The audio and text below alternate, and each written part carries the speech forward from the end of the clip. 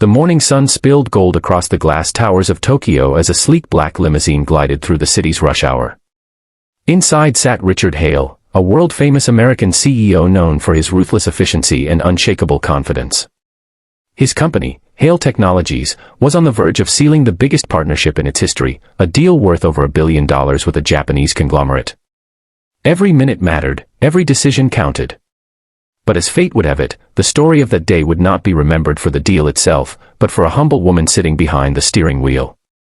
Her name was Ava Thompson, a 32-year-old driver assigned temporarily to Hale Technologies visiting executives. She wore a crisp uniform, her hair neatly tied back, her eyes calm and observant. Few knew her past, and even fewer cared. To Richard, she was just another employee, another face in the background of his busy life. He didn't even look at her when he entered the car that morning, glued instead to his phone, barking orders into his Bluetooth headset. But destiny, with its quiet and mysterious hand, was already setting up the stage for something extraordinary. Before we dive deeper, if you believe in kindness, second chances, and the power of unseen heroes, take a moment to like, comment, share, and subscribe to Kindness Thread. Because sometimes, one act of grace can rewrite an entire story. As the car moved through the city, Richard scrolled through presentation slides. The deal they were heading to finalize had been months in the making. He would meet executives from Nakamura Group, a company deeply rooted in Japanese culture and values. Richard, impatient and arrogant, often dismissed such formalities as outdated. Business is business, he always said. Numbers talk, not people. Ava, listening silently, knew he was wrong. She had once been in his world, a linguist and cultural consultant working across continents before life took a cruel turn. Her husband, an engineer, had died in an accident overseas, leaving her with debts and shattered dreams. She had lost everything, her job, her home, her hope. Starting over in Japan, she took the only work she could find, driving executives around. Yet, beneath that simple job title lived a woman fluent in 9 languages, a woman who understood people far better than most understood themselves. As the limousine approached the Nakamura headquarters, Richard noticed a message on his phone. His translator had fallen ill that morning and wouldn't make it. "Damn it," he muttered. "Guess we'll use that translation app again." Ava's hands tightened slightly on the steering wheel. She knew this could go wrong. The Japanese valued respect, tone, and cultural harmony. A mistranslated phrase could destroy years of negotiation. But she said nothing, it wasn't her place. When they arrived, the grand building gleamed under the daylight. Men in suits bowed politely at the entrance. Richard walked ahead confidently, rehearsing his speech in English, unaware that many of the Japanese executives spoke only limited English. The meeting began awkwardly. Every attempt to translate using the app came out robotic and sometimes even offensive. The atmosphere grew tense. The faces of the Nakamura board members stiffened. Richard didn't notice, he kept talking faster, his impatience showing. Ava waited outside in the car, glancing at the tall windows. Minutes turned to an hour. Then the doors burst open, Richard stormed out, red-faced, muttering under his breath. "They're pulling out. They said we disrespected them. Can you believe this?"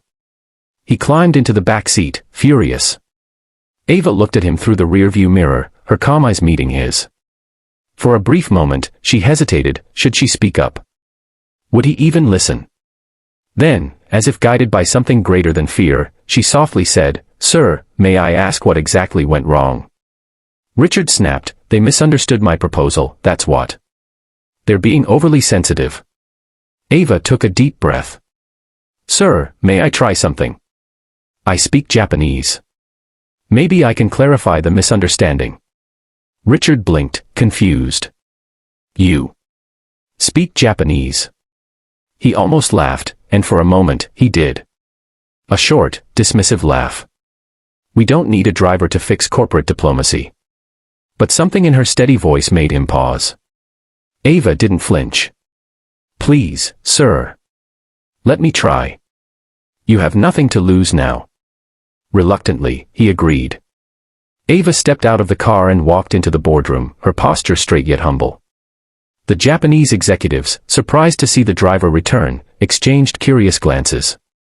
In fluent, respectful Japanese, Ava bowed and began to speak. Ladies and gentlemen, please allow me to clarify the misunderstanding from earlier. Her tone was warm, formal, and precise. She explained that Mr. Hale's earlier comments were not meant to dismiss tradition but to express admiration for efficiency and progress. She used the right honorifics, the right pauses, and even referenced a Japanese proverb about unity and understanding. The room softened. Faces that had been cold a moment ago began to relax. One of the directors smiled faintly, nodding. They invited her to sit. Then came the real miracle. During the discussion, an unexpected complication arose. A section of the deal documents was written in Mandarin, referring to a subcontractor from China. The translators had struggled with it earlier. Without hesitation, Ava read the page aloud, translating effortlessly into Japanese. Gasps filled the room. Then another clause in German, and she translated again. French. Arabic. Korean. Spanish. One by one, she navigated through them all. The executives were astonished, so was Richard, who stood frozen by the door, watching the woman he had laughed at only an hour ago save the deal of his career. By the time Ava finished, the meeting had transformed completely. The head of Nakamura Group rose and bowed deeply to her. "We thank you for your understanding and respect." He turned to Richard and said through Ava's translation, "We are honored to proceed with this partnership." The deal was saved, not by power, not by money, but by humility and the hidden brilliance of a woman the world had overlooked. Outside, as they left the building, Richard walked beside Ava in silence. The arrogance that once shadowed his face was gone. Finally, he said quietly, "I owe you more than I can ever repay." Ava simply smiled, her eyes reflecting the sunlight. "Sometimes, sir," she said gently, "respect speaks louder than language." Later that evening, the news broke: Hale Technology secures historic partnership with Nakamura Group. But the headlines didn't mention Ava's name. She didn't need them to. For her, the true reward was knowing she had turned pain into purpose, silence into strength. And for Richard, that day changed everything. He promoted Ava, not as a driver, but as the company's international communications director. From that moment, he made it a policy to listen before judging, a lesson that would shape his legacy forever. If this story touched your heart, please take a moment to like, share, and subscribe to Kindness Thread. Let's remind the world that compassion and respect can change more than just minds, they can change destinies. Speech balloon before you go, tell us in the comments, what's one time someone's kindness or hidden talent surprised you and changed how you saw them? Because sometimes, the people we overlook are the ones who hold the power to change everything.